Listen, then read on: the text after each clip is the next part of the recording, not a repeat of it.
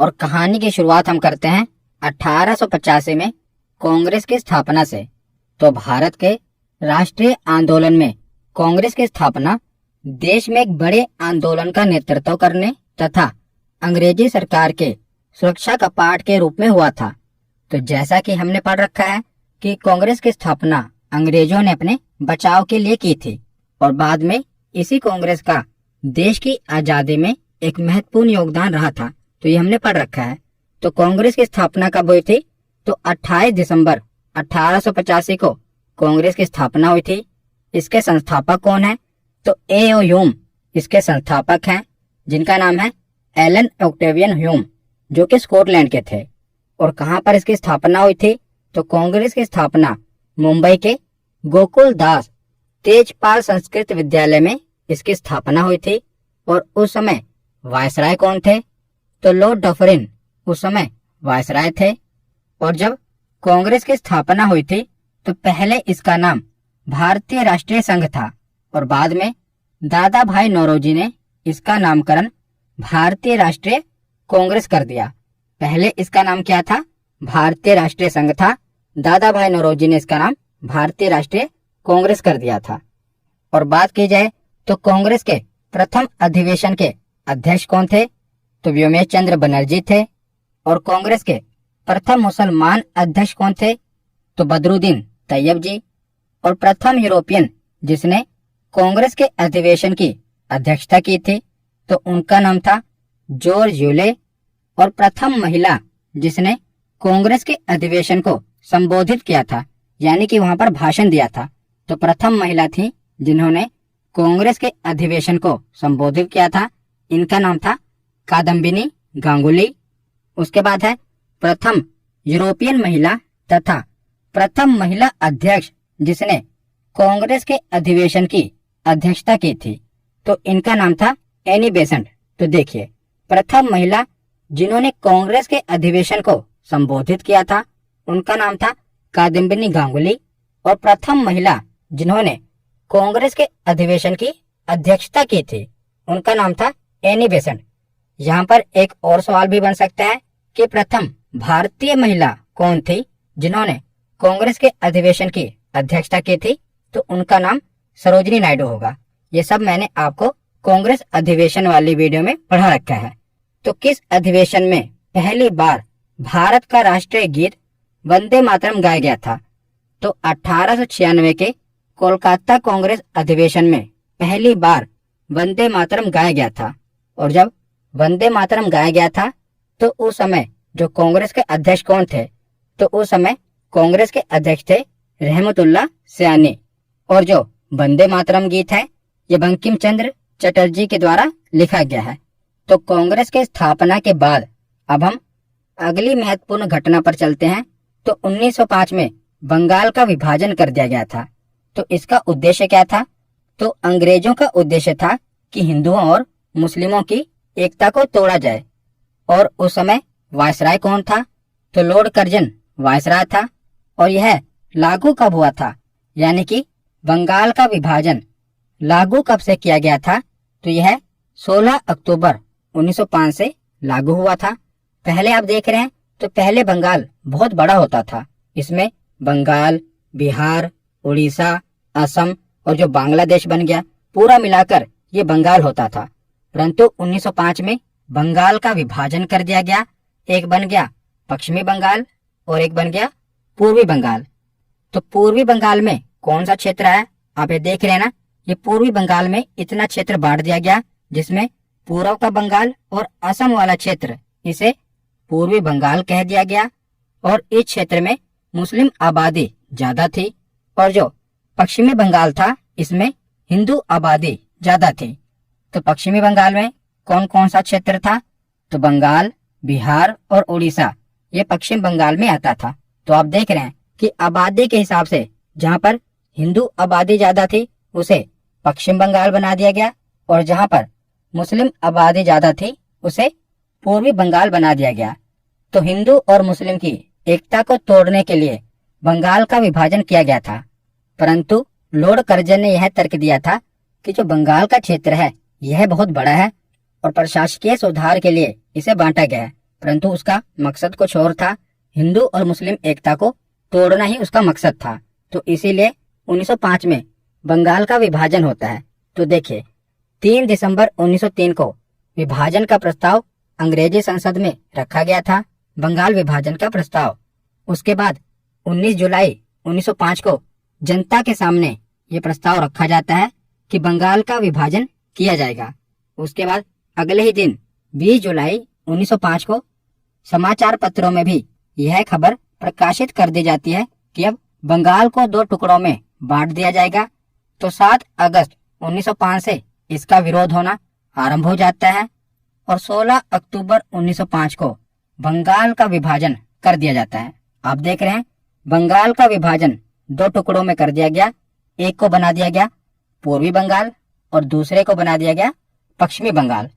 तो 16 अक्टूबर 1905 से विभाजन लागू होता है और विभाजन के फलस्वरूप बंगाल एवं संपूर्ण देश में रोष एवं विरोध की लहर फैल गई और 16 अक्टूबर 1905 को शोक दिवस के रूप में मनाया गया।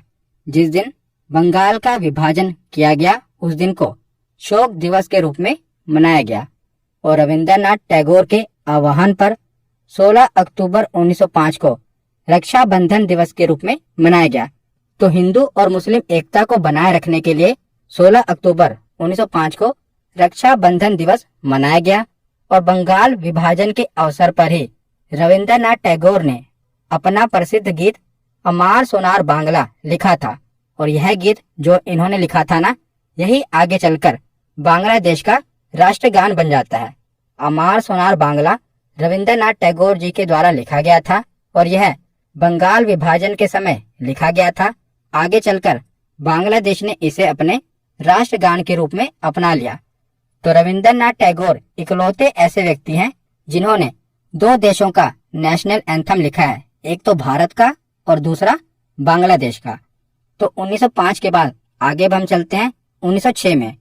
तो 1906 में मुस्लिम लीग का गठन होता है। तो बंगाल विभाजन की घोषणा के पश्चात मुसलमानों का एक शिष्टमंडल जिसमें 36 लोग शामिल थे, आगा खां के नेतृत्व में 1 अक्टूबर 1906 को शिमला में वायसराय लॉर्ड मिंटो से जाकर मिलते हैं और इस शिष्टमंडल ने केंद्रीय, प्रांतीय व स्थानीय निकायों में मुसलमानों के लिए एक अलग पृथक निर्वाचक मंडल की मांग की थी। तो आगा खां के नेतृत्व में एक शिष्टमंडल वायसराय लॉर्ड मिंटो के पास जाता है और अपने लिए एक अलग निर्वाचक मंडल की मांग करते हैं। तो पृथक निर्वाचक मंडल क्या होता है, ये पिछले ही वीडियो में गोलमेज सम्मेलन वाले वीडियो में मैंने आपको बताया था। तो ढाका के नवाब सलीमुल्लाह खां के नेतृत्व में 30 दिसंबर 1906 को ढाका में आयोजित एक बैठक में मुस्लिम लीग की स्थापना की घोषणा की गई। तो याद रखेगा, इसकी स्थापना कब की गई थी? तो 1906 में मुस्लिम लीग की स्थापना की गई थी। तो इसकी स्थापना 1906 में आगा खां, ढाका के नवाब सलीमुल्लाह और नवाब मोहसिन उल मुल्क के नेतृत्व में की गई थी। तो याद रखिएगा, कई बार एग्जामिनर ने ये क्वेश्चन पूछा है और ऑप्शन में मोहम्मद अली जिन्ना जरूर लिखता है। तो याद रखिएगा, मुस्लिम लीग की स्थापना मोहम्मद अली जिन्ना ने नहीं की थी। मोहम्मद अली जिन्ना 1913 में मुस्लिम लीग में शामिल हुए थे। तो देखिए, तो आपसे प्रश्न कैसे पूछा जाएगा कि बताइए निम्नलिखित में से किसने मुस्लिम लीग की स्थापना नहीं की थी? तो 4 ऑप्शन होंगे, आगा खां, सलीमुल्लाह, मोहसिन उल मुल्क और मोहम्मद अली जिन्ना। तो आपको लगेगा कि मोहम्मद अली जिन्ना तो होगा ही क्योंकि इसने तो स्थापना की ही होगी, पर नहीं, मोहम्मद अली जिन्ना ने मुस्लिम लीग की स्थापना नहीं की थी। ये 1913 में आगे चलकर मुस्लिम लीग में शामिल हो गए थे। तो 1906 के बाद आगे चलते हैं 1907 में। तो 1907 में क्या होता है कि कांग्रेस का विभाजन हो जाता है। तो 1907 में सूरत में कांग्रेस का अधिवेशन हो रहा होता है जिसकी अध्यक्षता रास बिहारी घोष ने की थी। तो इस समय कांग्रेस का विभाजन हो जाता है। कांग्रेस नरम दल और गरम दल 2 टुकड़ों में बढ़ जाती है, जो कि हमने डिटेल में पढ़ रखा है, गरम दल के बारे में और नरम दल के बारे में। कुछ महत्वपूर्ण नेता थे जैसे कि दादा भाई नौरोजी, फिरोज शाह मेहता, बदरुद्दीन तैयब, गोपाल कृष्ण गोखले, ये कुछ महत्वपूर्ण नेता थे। पर आपको नरमपंथी नेता याद नहीं रखने, आपको गरम दल के नेता याद रखने हैं, क्योंकि गरम दल के नेता याद रखने आसान है, बाकी जो बच गए वो नरम दल के नेता हैं। तो गरम दल के नेता कौन कौन थे? बाल गंगाधर तिलक, लाला लाजपत राय, विपिन चंद्र पाल और अरविंद घोष। तो इन चारों का नाम आपको पता होना चाहिए कि ये गरम दल के नेता थे। और पहले तीनों को तो लाल, बाल और पाल कहा जाता था। लाल से लाला लाजपत राय, बाल से बाल गंगाधर तिलक और पाल से विपिन चंद्र पाल। तो इन तीनों को लाल, बाल और पाल कहा जाता था। तो ये थे गरम दल के नेता। और चौथे नेता थे अरविंद घोष। तो इन चारों के बारे में आपको पता होना चाहिए कि ये गरम दल के नेता थे और बाकी नरम दल के नेता थे। तो 1907 में क्या होता है? कांग्रेस का विभाजन गरम दल और नरम दल में हो जाता है। तो 1907 के बाद अगली इतिहास की महत्वपूर्ण घटना देखते हैं, 1908। तो 1908 में क्या होता है कि खुदीराम बोस को फांसी दे दी जाती है। तो शहीद खुदीराम बोस भारत में अंग्रेजी शासन का विरोध करने वाले सबसे युवा क्रांतिकारी स्वतंत्रता सेनानी थे। इनका जन्म 3 दिसंबर 1889 को पश्चिम बंगाल के मिदानपुर जिले में हुआ था। तो आखिर इन्हें फांसी क्यों दी गई थी? तो मुजफ्फरपुर के जज D.H. किंग्सफोर्ड को मारने की साजिश के आरोप में खुदीराम बोस को मुजफ्फरपुर जेल भेजा गया था, और जिसे मुजफ्फरपुर षड्यंत्र के रूप में भी जाना जाता है। तो 11 अगस्त 1908 को 18 साल की उम्र में इन्हें फांसी पर लटका दिया गया, और जिसने इन्हें भारतीय स्वतंत्रता आंदोलन का सबसे कम उम्र का शहीद बना दिया था। तो ये भारतीय स्वतंत्रता आंदोलन के सबसे कम उम्र के शहीद थे। कौन? खुदीराम बोस। तो इन्हें 1908 में फांसी दे दी गई थी। उसके बाद अगली महत्वपूर्ण घटना है 1911। तो 1911 में क्या होता है? बंगाल का विभाजन रद्द हो जाता है।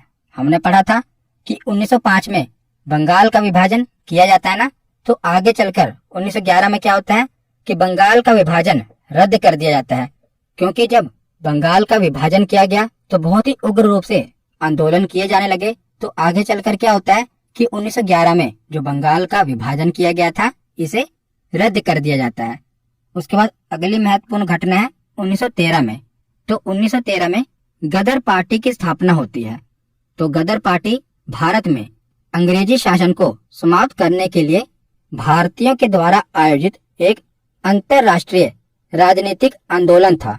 तो इसका गठन 1913 में हुआ था, और इसका मुख्यालय अमेरिका के सैन फ्रांसिस्को में था। और इसकी स्थापना, गदर पार्टी की स्थापना लाला हरदयाल और सोहन सिंह भाखना ने की थी। इम्पोर्टेंट है, याद रखिएगा। एक तो 1913 में गदर पार्टी की स्थापना हुई थी, और स्थापना की किसने थी? तो लाला हरदयाल और सोहन सिंह भाखना ने की थी। तो 1913 के बाद अब हम कहानी के अगले पड़ाव पर चलते हैं। तो 1914 में क्या होता है? प्रथम विश्व युद्ध होता है, जो कि 4 सालों तक चलता है। तो प्रथम विश्व युद्ध 1914 से शुरू होता है और 1918 तक चलता है। तो 1914 के बाद 1915 में महात्मा गांधी जी दक्षिण अफ्रीका से भारत वापस आते हैं। तो यह भी महत्वपूर्ण घटना है अपने आप में। तो 1915 में महात्मा गांधी जी दक्षिण अफ्रीका से भारत वापस आते हैं, और उसी समय आपको पता है कि प्रथम विश्व युद्ध चल रहा होता है। तो महात्मा गांधी जी क्या करते हैं? भारतीयों को अंग्रेजी सेना में शामिल होने के लिए प्रोत्साहित करते हैं, और प्रथम विश्व युद्ध में अंग्रेजों की तरफ से भाग लेने के लिए प्रोत्साहित करते हैं, क्योंकि महात्मा गांधी जी का यह मानना था कि अगर भारतीय अंग्रेजों का युद्ध में साथ देंगे तो आगे चलकर अंग्रेजों का भारतीयों के प्रति जो रवैया था वो नरम रहेगा, और भारतीयों के लिए ये काफी सुधार करेंगे। पर आगे चलकर ऐसा नहीं होता, और इसीलिए महात्मा गांधी जी को अंग्रेजी सेना में भर्ती कराने वाला सार्जेंट भी कहा गया था, क्योंकि इन्होंने भारतीयों को अंग्रेजी सेना में जाने के लिए प्रोत्साहित किया था।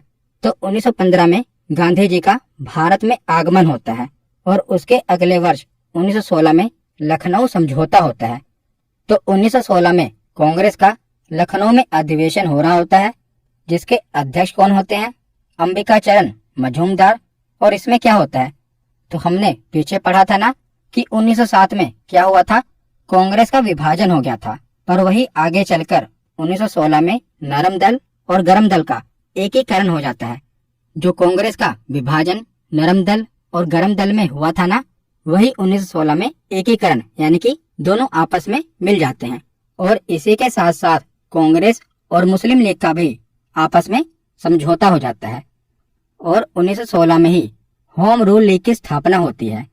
तो होम रूल लीग क्या था?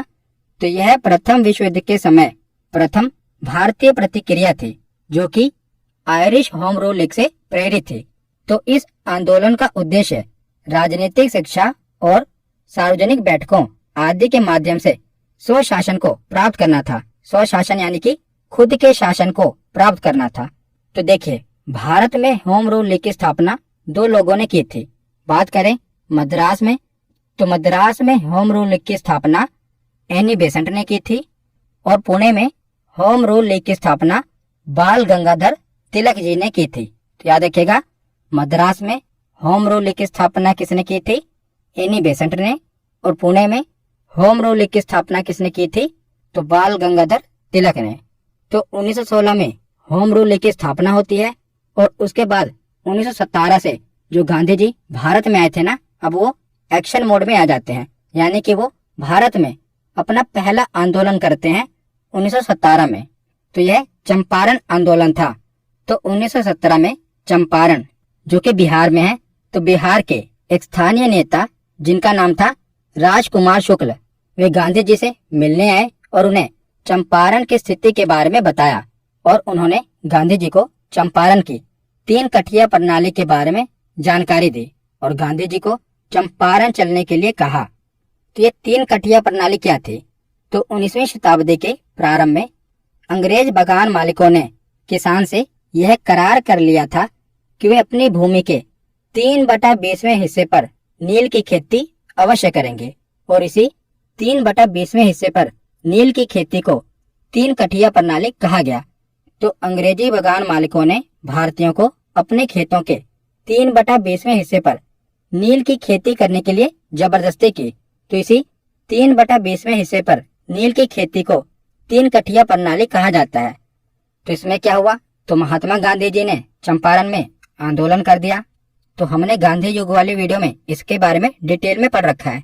यहाँ पर मैं आपको सभी घटनाओं के बारे में संक्षिप्त रूप से बता रहा हूँ। तो 1917 में चंपारण में आंदोलन होता है नील की खेती के विरोध में। तो इस सत्याग्रह के बाद रविंद्रनाथ टैगोर द्वारा गांधी जी को महात्मा की उपाधि दी गई थी और उसके बाद से ही इन्हें महात्मा गांधी के नाम से बुलाया जाने लगा। तो इसी आंदोलन के बाद रविंद्रनाथ टैगोर ने गांधी जी को महात्मा की उपाधि दी थी। तो याद रखिएगा, गांधी और उनकी समस्या को समझा। तो यहाँ का मामला क्या था? तो यहाँ का विवाद प्लेग बोनस को लेकर था। जब प्लेग की समाप्ति हुई तो मिल मालिकों ने बोनस को समाप्त करना चाहा, जिसको लेकर मजदूरों ने इसका विरोध किया था और गांधी जी ने भी मजदूरों को हड़ताल पर जाने के लिए कहा था और गांधी जी ने भी मजदूरों के साथ मिलकर आंदोलन किया था। तो यहाँ पर भी गांधी जी की विजय होती है। पिछले आंदोलन में भी, चंपारण आंदोलन में भी गांधी जी की जीत हुई और इस आंदोलन में भी गांधी जी की जीत होती है। उसके बाद खेड़ा आंदोलन होता है, तो ये भी 1918 में ही होता है। तो इसके बाद 1918 में गांधी जी खेड़ा, गुजरात में हो रहे किसानों के साथ अत्याचार के विरुद्ध आवाज उठाते हैं और खेड़ा आंदोलन करते हैं। तो यहाँ पर किसानों की फसलें नष्ट हो जाने के बाद भी उनसे करों की वसूली की जा रही थी। तो इसी के खिलाफ गांधी जी आंदोलन करते हैं। तो गांधी जी ने किसानों को लगान न देने के लिए कहा और इस मामले की जांच के बाद यह निष्कर्ष निकाला गया कि जो लगान है इसे माफ कर देना चाहिए। तो गांधी जी के दक्षिण अफ्रीका में किए गए उनके कार्यों के लेकर भारत में भी काफी चर्चित थे और इन आंदोलनों में भी सफलता पाते हुए वो भारत में बड़े नेता के रूप में देखे जाने लगे थे।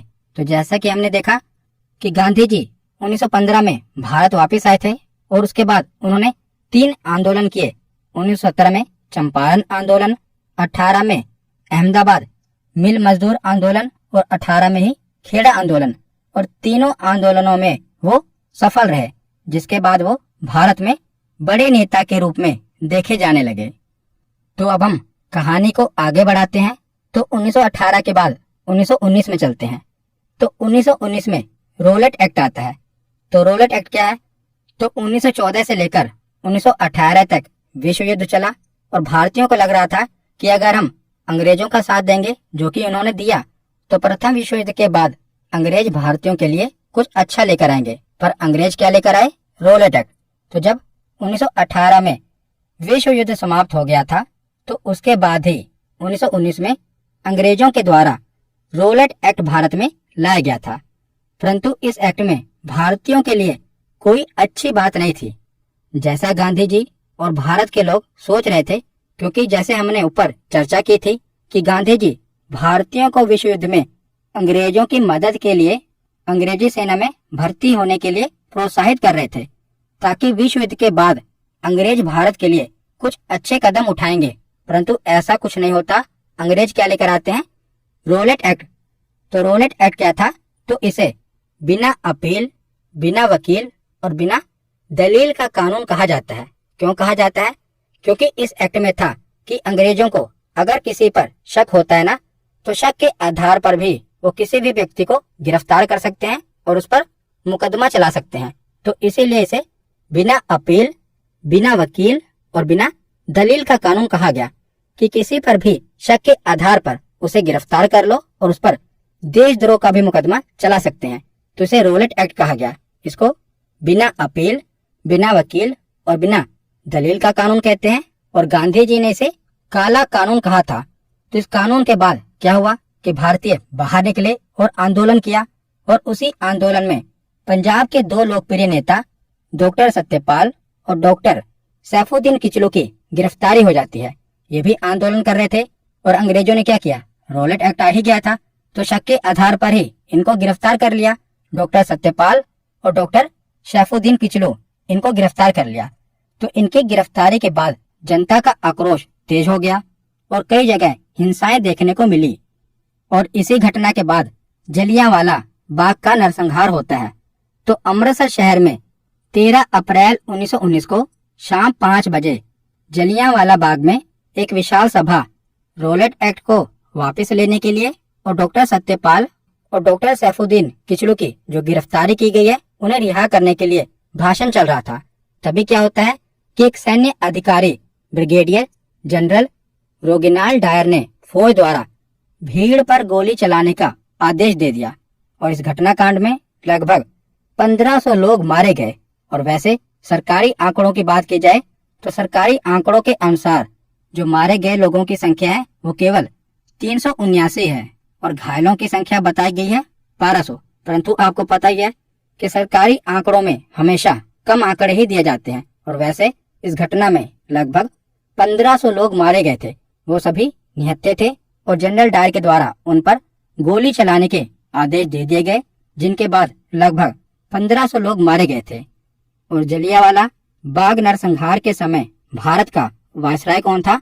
तो लॉर्ड चेम्सफोर्ड ये उस समय भारत का वायसराय था। तो 1919 में जलियांवाला बाग नरसंहार होता है और इसी समय खिलाफत आंदोलन भी 1919 में ही शुरू होता है। तो उस समय क्या था? तो तुर्की के खलीफा को सारे विश्व के मुस्लिमों के द्वारा धार्मिक गुरु माना जाता था। तो जो तुर्की के खलीफा थे ना, ये दुनिया भर के मुसलमानों के द्वारा उन्हें अपना धार्मिक गुरु माना जाता था। और इनके ऊपर और तुर्की के खलीफा के ऊपर अंग्रेजों के द्वारा बुरा व्यवहार किया जा रहा था और अंग्रेज उन्हें अपने पद से हटाना चाहते थे। तो अंग्रेजों के द्वारा उनके साथ किए जाने वाले इस व्यवहार को लेकर भारत में भी मुस्लिमों ने अंग्रेजों के विरुद्ध खिलाफत आंदोलन को शुरू कर दिया था। और गांधी जी ने भी इस आंदोलन में सहयोग किया था, क्योंकि वे मुस्लिमों को भारत के अंग्रेजों के विरुद्ध राष्ट्रीय आंदोलन में जोड़ना चाहते थे। इसीलिए गांधी जी ने भी खिलाफत आंदोलन का सहयोग किया। तो प्रारंभ में इस आंदोलन का नेतृत्व यानी कि खिलाफत आंदोलन का नेतृत्व अली बंधुओं के द्वारा, जिनका नाम था शौकत अली और मोहम्मद अली, इनके द्वारा यह आंदोलन शुरू किया गया था। परंतु आगे चलकर खिलाफत आंदोलन का नेतृत्व गांधी जी को दे दिया गया था। तो ये एग्जाम में पूछा गया है कि खिलाफत आंदोलन की शुरुआत किसके द्वारा की गई थी? तो अली बंधुओं के द्वारा शौकत अली और मोहम्मद अली के द्वारा खिलाफत आंदोलन की शुरुआत की गई थी। तो 1919 के बाद आगे हम चलते हैं 1920 में। तो अब क्या होता है, तो अंग्रेजों के खिलाफ असहयोग आंदोलन होता है, क्योंकि एक तो अंग्रेज रोलेट एक्ट लेकर आए, उसके बाद क्या हुआ, जलियांवाला बाग नरसंहार हुआ, जिससे क्या हुआ कि भारतीय काफी आक्रोश में आ गए। तो भारतीयों ने अंग्रेजों के खिलाफ असहयोग आंदोलन कर दिया। तो इन सब घटनाओं को देखते हुए गांधी जी के द्वारा अगस्त 1920 में असहयोग आंदोलन की शुरुआत करी गई थी, और यह गांधी जी का भारत में प्रथम सबसे बड़े आंदोलन में से एक था। और यह आंदोलन अहिंसक होना था, जिसमें भारतीयों को अपने खिताबों का त्याग, सरकारी शिक्षण संस्थानों का त्याग, सरकारी सेवाओं का त्याग, विदेशी सम्मान और चुनाव का बहिष्कार करना था, क्योंकि इसका नाम क्या था, असहयोग आंदोलन। तो अंग्रेजों के द्वारा दी जा रही जितनी भी सुविधाएं थी, अंग्रेजों के कानून का, उनके सामान का, उनके शिक्षण संस्थानों का, यानी कि एक तरह से उनका असहयोग करना था, इसीलिए से असहयोग आंदोलन कहा गया।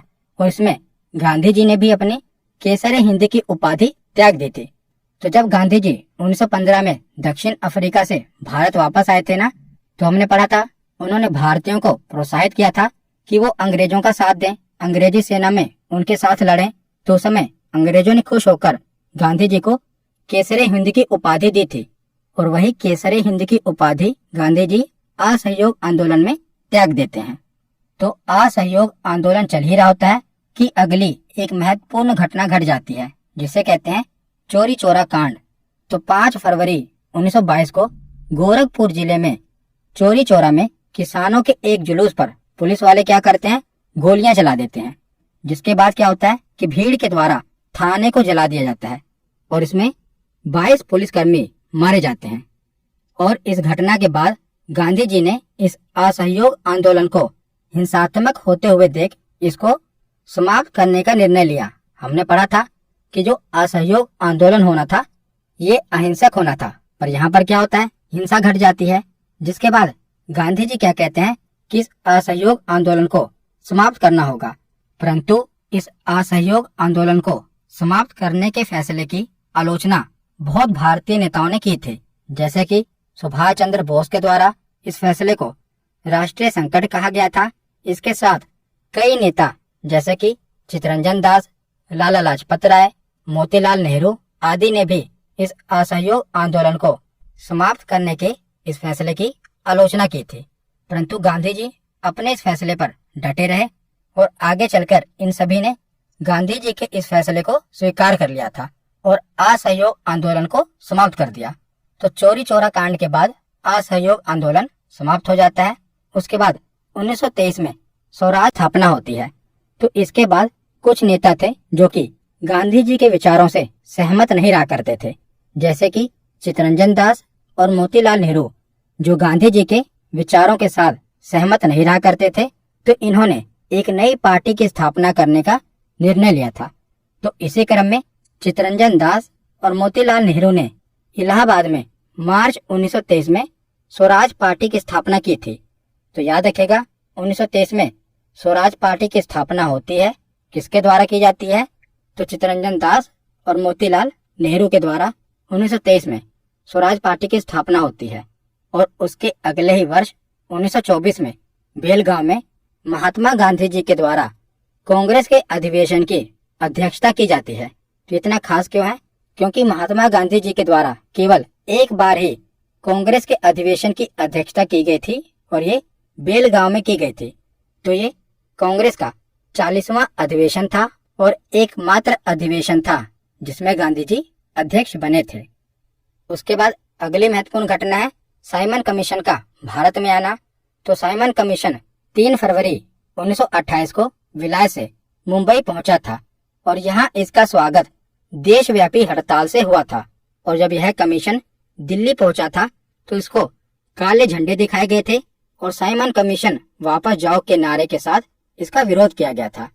तो साइमन जब लाहौर पहुंचा था तो लाला लाजपत राय के नेतृत्व में इसके खिलाफ प्रदर्शन किया गया था, और इसी प्रदर्शन में पुलिस के द्वारा लाठी चार्ज करने के बाद कुछ ही दिनों के बाद लाला जी की मृत्यु भी हो जाती है। तो साइमन कमीशन कब भारत आया था? तो 1928 में भारत आया था। और इसके बाद 1929 में लाहौर में कांग्रेस का अधिवेशन होता है, जिसकी अध्यक्षता पंडित जवाहरलाल नेहरू जी करते हैं। और इसी अधिवेशन में पूर्ण स्वराज की मांग की जाती है। तो कांग्रेस के किस अधिवेशन में पूर्ण स्वराज की मांग की गई थी? तो लाहौर अधिवेशन में की गई थी, जिसकी अध्यक्षता पंडित जवाहरलाल नेहरू जी करते हैं। तो उसके बाद 1929 के बाद 1930 में गांधी जी के द्वारा दांडी मार्च किया जाता है। तो यह दांडी मार्च 12 मार्च 1930 को शुरू हुआ था और 6 अप्रैल 1930 तक चला था। और यह दांडी मार्च गांधी जी द्वारा साबरमती आश्रम से लेकर दांडी गुजरात तक चलाया गया था। और इसमें गांधी जी के साथ भारत के अलग अलग क्षेत्रों से कुल 78 सहयोगियों ने शुरुआत में भाग लिया था। आगे चलकर यह गिनती लाखों में पहुंच जाती है, परंतु शुरुआत में 78 सहयोगियों ने गांधी जी के साथ भाग लिया था। और जो इसकी दूरी थी, इस दांडी मार्च की दूरी थी, यह लगभग 241 मील थी।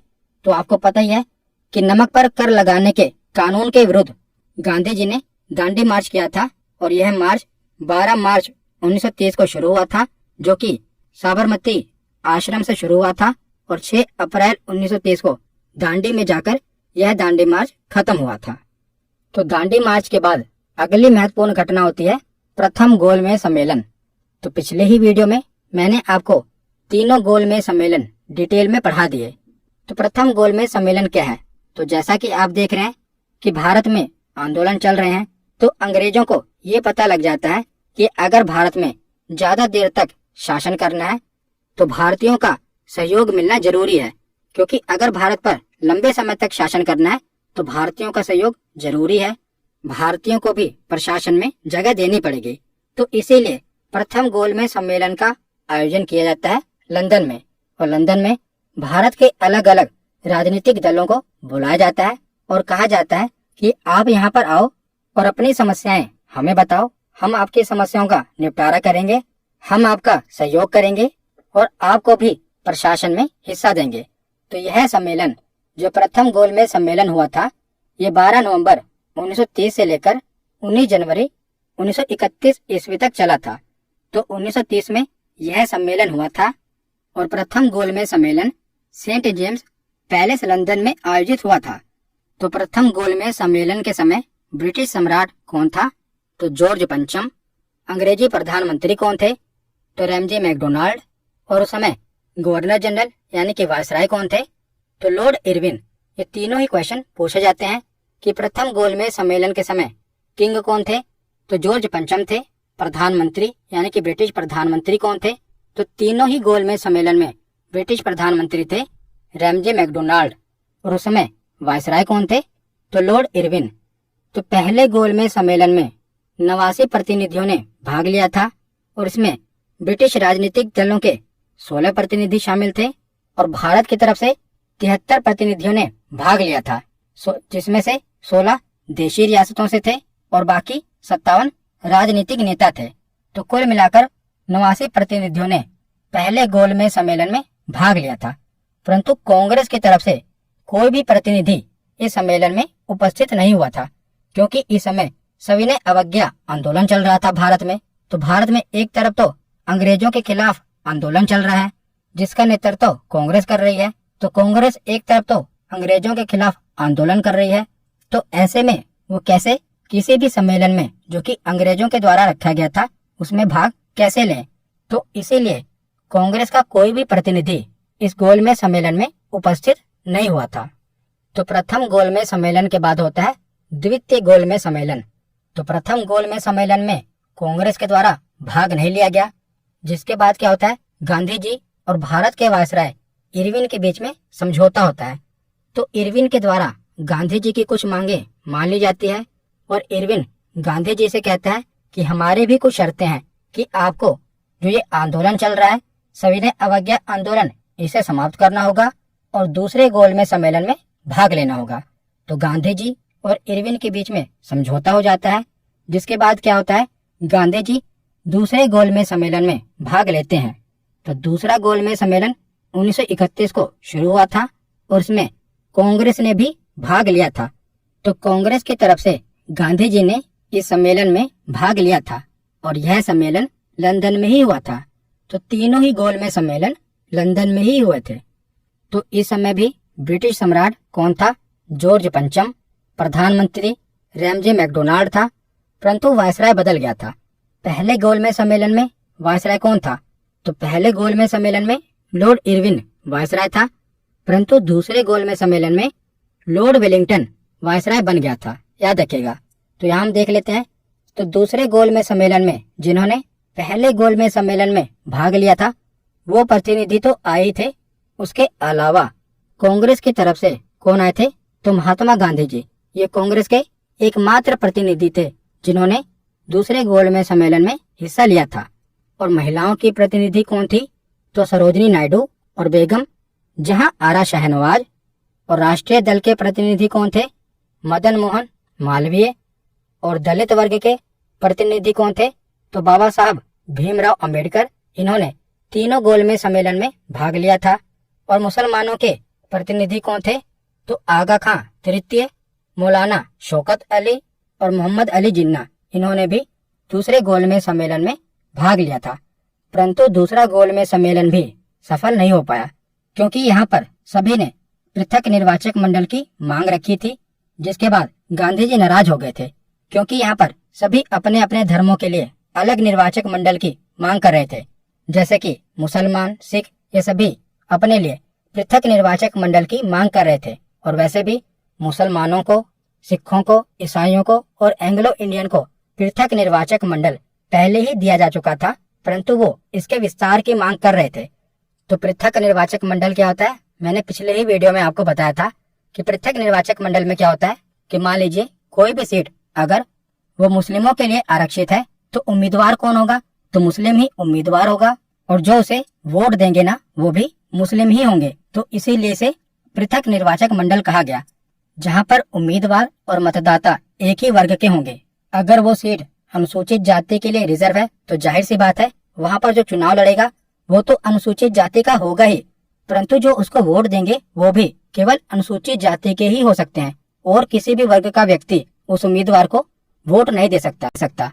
तो उसी को पृथक निर्वाचक मंडल कहा जाता है। पिछली वीडियो में मैंने उदाहरण के साथ डिटेल में पृथक निर्वाचक मंडल और आरक्षित सीट क्या होती है कंपैरिजन करके आपको समझाया था।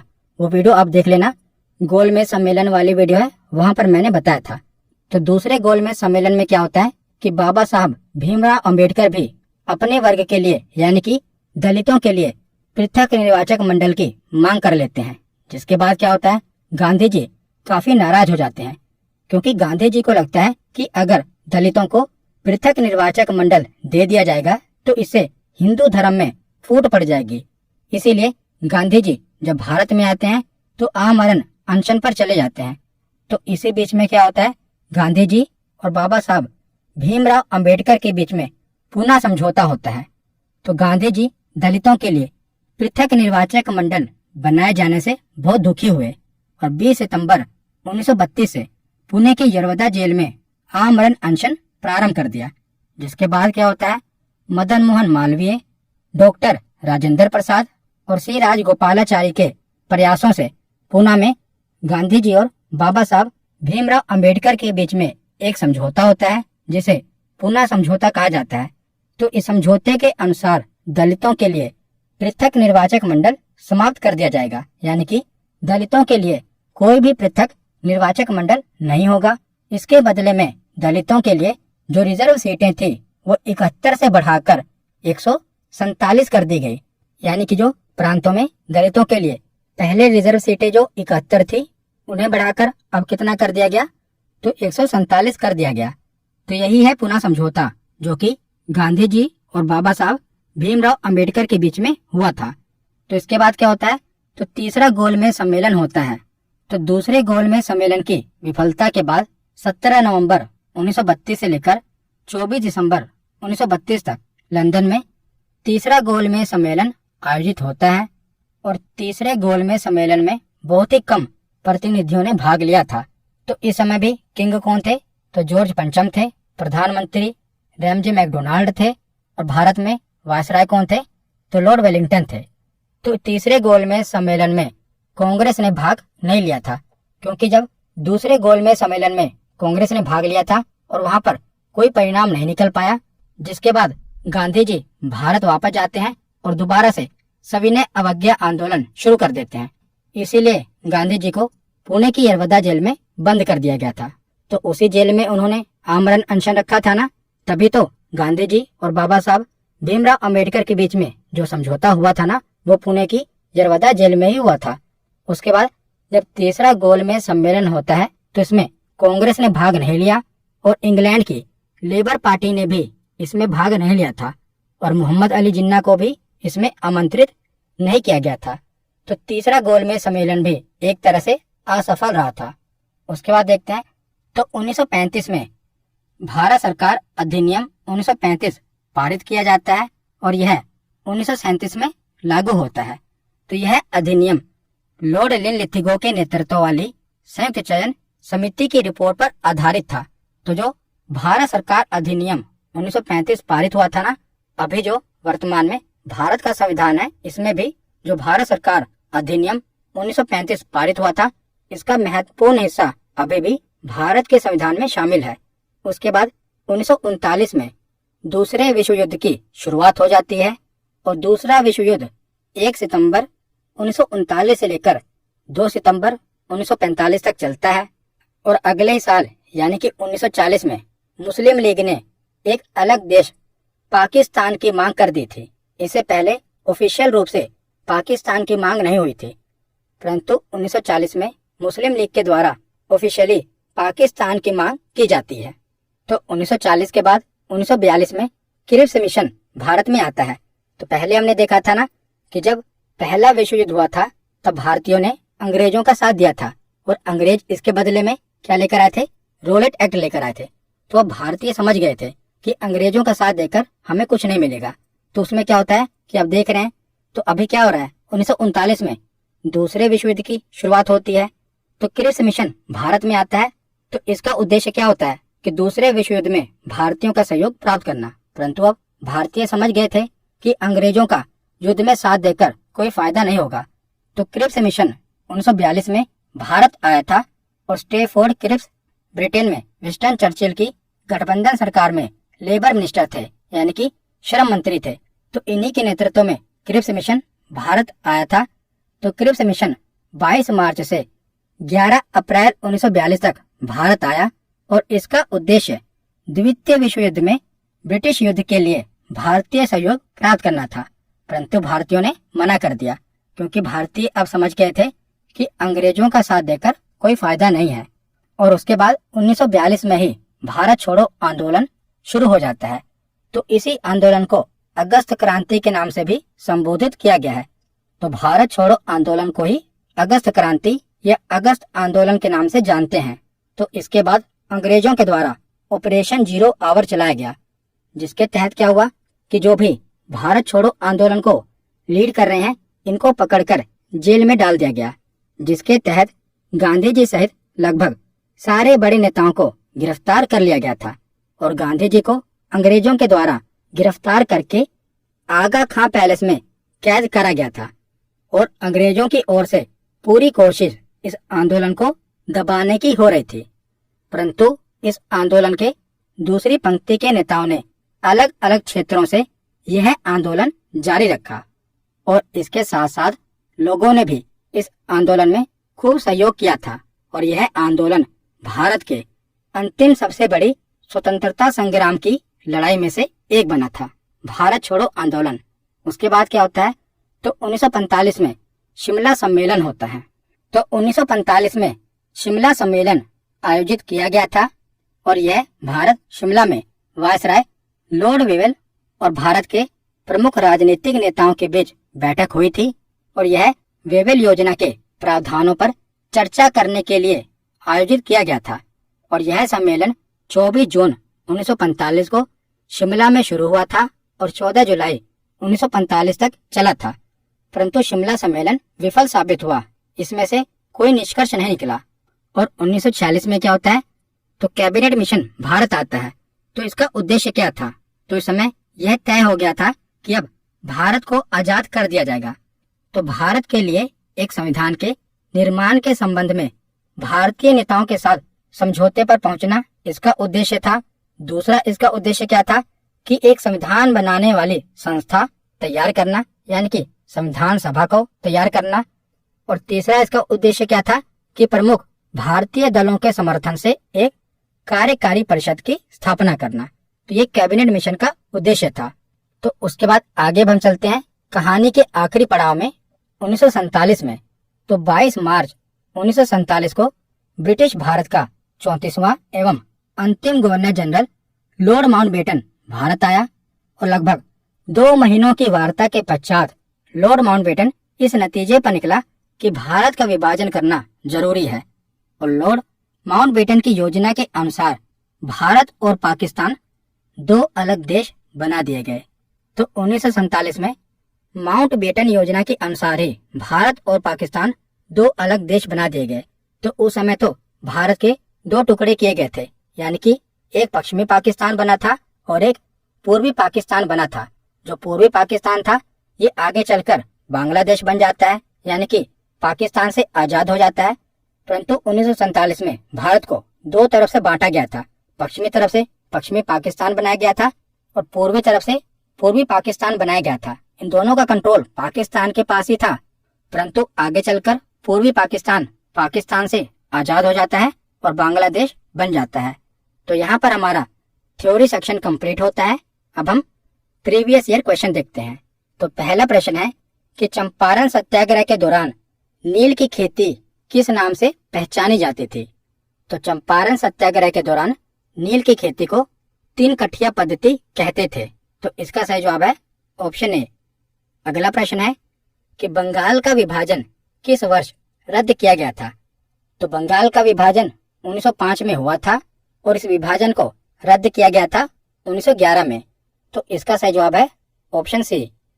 अगला प्रश्न है कि निम्नलिखित स्वतंत्रता सेनानियों में से कौन मोतीलाल नेहरू के साथ स्वराज पार्टी का सह संस्थापक था। तो स्वराज पार्टी की स्थापना मोतीलाल नेहरू के साथ किसने की थी। तो चित्तरंजन दास ने। तो इसका सही जवाब है ऑप्शन बी। अगला प्रश्न है कि निम्नलिखित घटनाओं को काल अनुक्रमिक क्रम में व्यवस्थित कीजिए और नीचे दिए गए कूट से सही उत्तर का चयन कीजिए। तो आपको इन घटनाओं का सही क्रम बताना है। तो कौन कौन सा कथन दिया गया है। पूना संधि, गांधी इरविन समझौता, क्रिप्स मिशन और सविनय अवज्ञा आंदोलन। तो सबसे पहले तो इन घटनाओं में से सविनय अवज्ञा आंदोलन हुआ, उसके बाद गांधी इरविन समझौता हुआ, गांधी इरविन समझौता के बाद पूना संधि और आखिर में क्रिप्स मिशन भारत आया था। तो इसका सही जवाब क्या होगा। इसका सही जवाब होगा ऑप्शन सी। पहले आएगा फोर्थ, फिर सेकंड, फिर फर्स्ट, फिर थर्ड। तो इसका सही जवाब है ऑप्शन सी। अगला प्रश्न है कि खिलाफत आंदोलन किस वर्ष में प्रारंभ हुआ था। तो खिलाफत आंदोलन 1919 में प्रारंभ हुआ था। तो इसका सही जवाब है ऑप्शन सी। अगला प्रश्न है कि भारतीय राष्ट्रीय कांग्रेस ने किस अधिवेशन में पूर्ण स्वराज को अपना लक्ष्य घोषित किया था। तो भारतीय राष्ट्रीय कांग्रेस के किस अधिवेशन में पूर्ण स्वराज की मांग उठी थी। तो इसका सही जवाब है ऑप्शन ए। 1929 में कांग्रेस के लाहौर अधिवेशन में पूर्ण स्वराज को अपना लक्ष्य घोषित किया गया था। तो इसका सही जवाब है ऑप्शन ए। अगला प्रश्न है कि भारत छोड़ो आंदोलन को किस नाम से भी जाना जाता है। तो भारत छोड़ो आंदोलन को अगस्त आंदोलन के नाम से भी जाना जाता है। तो इसका सही जवाब होगा ऑप्शन बी। अगला प्रश्न है कि मुस्लिम लीग ने पाकिस्तान का प्रस्ताव कब और कहां पारित किया था। तो मुस्लिम लीग ने पाकिस्तान का प्रस्ताव कब पारित किया था। तो 1940 में। और कहां पर पारित किया था। तो लाहौर में। तो इसका सही जवाब है ऑप्शन सी। अगला प्रश्न है कि महात्मा गांधी दक्षिण अफ्रीका से भारत किस वर्ष लौटे थे। तो महात्मा गांधी 1915 में दक्षिण अफ्रीका से भारत लौटे थे। तो इसका सही जवाब है ऑप्शन ए। अगला प्रश्न है कि चौरी चौरा नामक प्रसिद्ध स्थल कहां पर है। तो चौरी चौरा नामक प्रसिद्ध स्थल गोरखपुर में है। तो इसका सही जवाब है ऑप्शन ए। अगला प्रश्न है कि भारत में जब क्रिप्स मिशन आया उस समय भारत का वायसराय कौन था। तो जब क्रिप्स मिशन भारत आया था तो उस समय भारत का वायसराय था लिनलिथिगो। तो इसका सही जवाब है ऑप्शन सी। तो आज का आखिरी प्रश्न है कि गांधी जी भारतीय राष्ट्रीय कांग्रेस के अध्यक्ष कितनी बार बने थे? तो गांधी जी केवल एक बार ही भारतीय राष्ट्रीय कांग्रेस के अध्यक्ष बने थे। और वो अधिवेशन कहाँ हुआ था? तो बेलगांव में वो अधिवेशन हुआ था और वो कांग्रेस का 40वां अधिवेशन था। तो इसका सही जवाब है ऑप्शन ए, गांधी जी केवल एक बार ही कांग्रेस के अध्यक्ष बने थे। तो आज की वीडियो यहीं पर खत्म होती है। कैसी लगी ये वीडियो कमेंट सेक्शन में जरूर बताना। धन्यवाद।